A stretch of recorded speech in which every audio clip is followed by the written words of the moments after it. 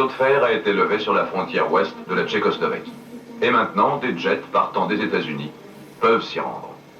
Pour le touriste, c'est une expérience à faire.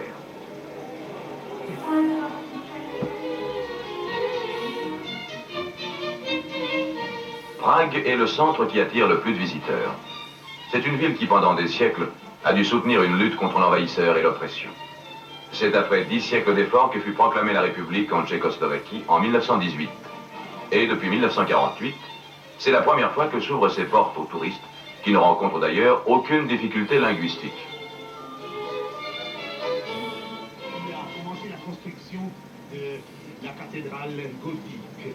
Le premier constructeur, architecte était en 1929, Mokr Kramer Gilbert. La Tchécoslovaquie est fière de son passé. Plus de 2000 châteaux dans ce pays, héritage de la féodalité. L'un des principaux ponts, le pont Charles, qui traverse la rivière Vltava. Il rappelle l'architecte de l'ancienne Prague, Charles IV.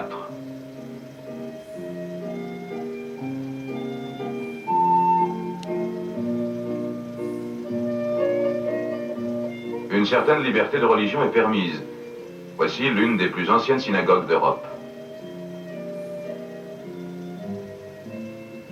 Une curiosité dans cette rue, l'horloge de l'hôtel de ville. Quand sonne l'heure, le Christ et les apôtres défilent en procession.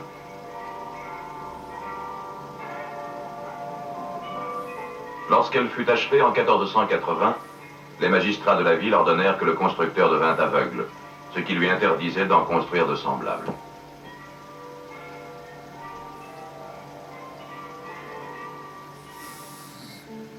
Une autre curiosité, cette rue où l'on voit des maisons minuscules. Le roi fou, Rodolphe, y enfermait les alchimistes, leur ordonnant de changer le plomb en or. Ces expériences coûtèrent une fortune, et aussi la tête de nombreux alchimistes qui, évidemment, n'y parvenaient pas. L'Yiddish est synonyme des plus grandes atrocités de la dernière guerre mondiale. Hitler ordonna que toute la population fût anéantie. Les églises furent incendiées et les écoles détruites. Toute la ville n'était plus qu'un monceau de ruines. Mais ce qui fut détruit fut reconstruit. Et aujourd'hui, l'Yiddish symbolise le courage, la résistance à l'oppression et la bravoure des hommes qui avaient soif de liberté.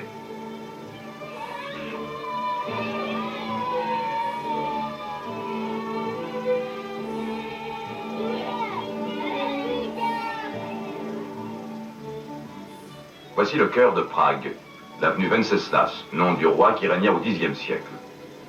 C'est une ville trop accidentée pour y construire un métro. C'est pourquoi le tramway est le seul moyen de transport public. Pour moins de 2 francs, il vous transporte dans toute la ville. La plupart des gens vont à pied, mais vous pouvez louer une voiture à raison de 50 francs environ par jour. Cela vous paraît raisonnable, mais attendez de connaître le prix de l'essence.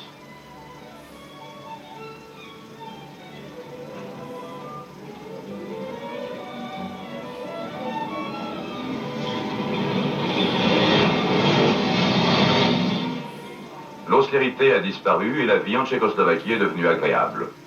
Les cafés sont très fréquentés et les marchands de glace font fortune. Les Tchèques ont toujours été les plus grands consommateurs de glace de l'Europe. Pour attirer les étrangers, les Tchèques vantent leurs fameuses villes d'eau, Karlsbad et Marienbad et autres lieux similaires. Grâce à leurs montagnes neigeuses, les Tchèques excellent dans certains sports et bien souvent remportent des championnats. Pour pratiquer celui-ci, il est indéniable qu'il faille des années d'entraînement.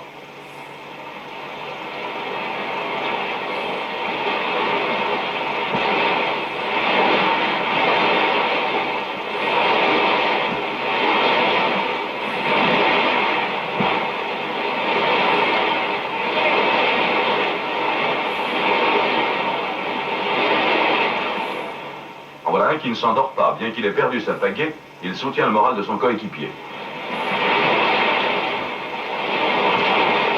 Et le résultat serait le même.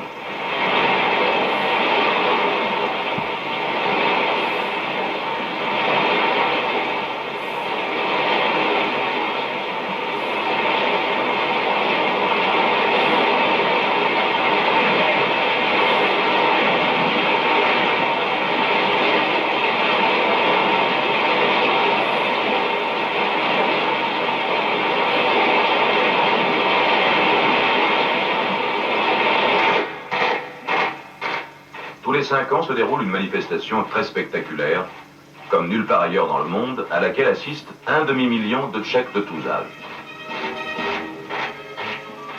Le défilé dans les rues de Prague jusqu'au stade n'est que le prologue de ce qui va suivre.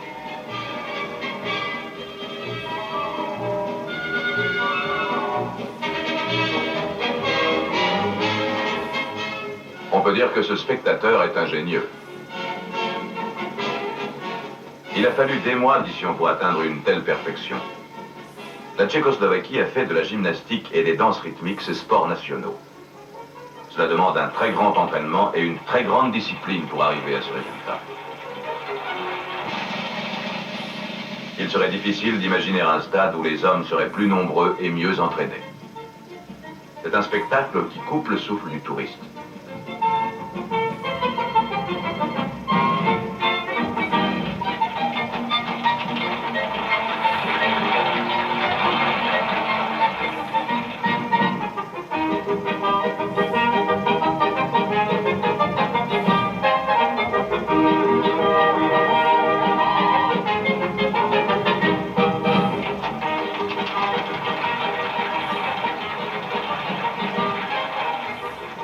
Et pourtant, ça peut ne pas plaire à tout le monde. Les Tchèques ne consacrent pas tout leur temps à l'État. Ils aiment se détendre au bord de l'eau et dans des piscines aussi nombreuses que modernes.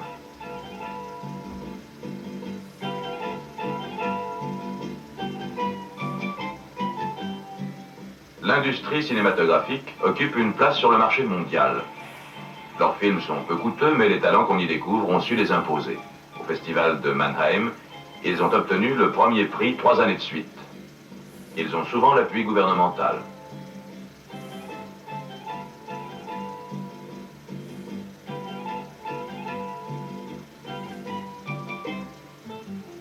Les Beatles même ont franchi le rideau de fer. Et le touriste est quelque peu surpris de rencontrer des beatniks, ou tout au moins des facsimilés. Cela étonne, il faut bien le dire.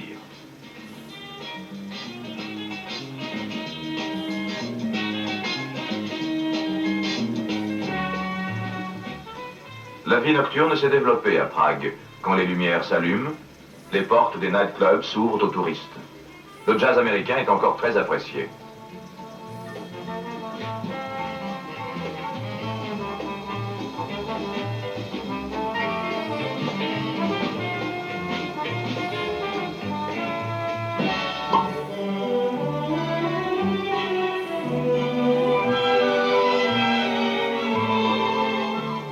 Les divers cabarets de Prague sont accueillants. Les repas sont de qualité, les breuvages irréprochables et le service est impeccable.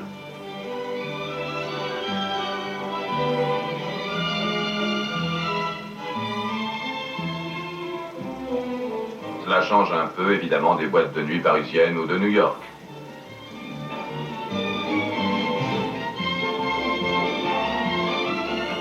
Les danseuses sont néanmoins charmantes. Et avec un peu d'imagination.